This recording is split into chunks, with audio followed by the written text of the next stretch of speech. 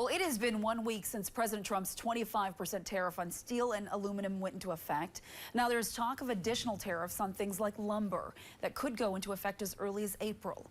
Northern News Now's Isabella Zadra takes a look at how these tariffs may impact construction projects here in the Northland. Pearl Construction has been serving the Northland for 50 years and have seen their fair share of economic uncertainty. Now they're trying to get ahead of President Trump's newest round of tariffs. So we're a roofing, siding, window, and deck company.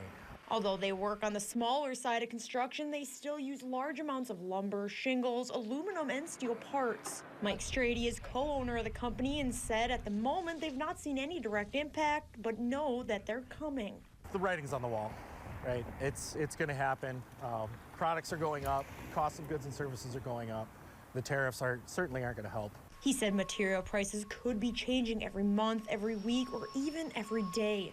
He also expects a large amount of product delays.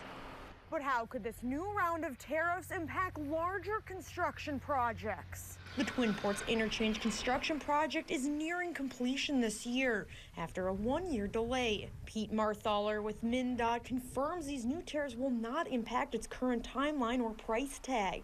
Material contracts were required before those tariffs came into effect, so yeah, our contract prices are locked in. The biggest thing Pearl Construction is doing right now to stay ahead of the tariffs is connecting with their supplier about prices, while also looking how to source locally. And we're relying on, the U.S. economy to get it to us and U.S. citizens to make it. So. In Duluth, Isabella Zadra, Northern News Now. And Strady said Pearl is being transparent with their customers about how these tariffs could affect their prices. But for now, they're going to keep them as low as they can and honor the estimates they've already given out.